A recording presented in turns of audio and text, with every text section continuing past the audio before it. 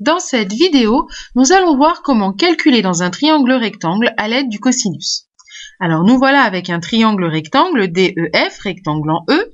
On connaît certaines longueurs du triangle et on veut déterminer la mesure de l'angle compris entre ces deux longueurs.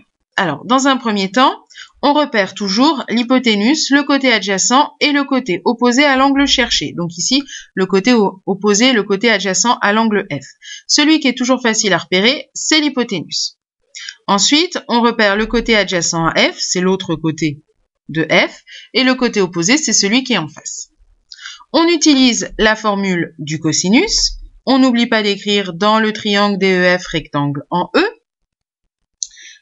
On se souvient de la formule, c'est côté adjacent sur hypoténuse. Donc, ça veut dire que le cosinus de l'angle DFE, c'est égal à EF sur DF. On remplace par les valeurs numériques.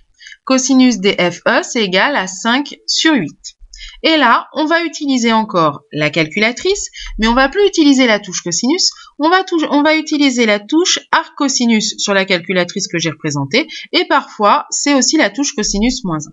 Donc, ce qu'on va taper, c'est seconde arc cosinus, donc avec la touche cosinus, entre parenthèses, 5 divisé par 8.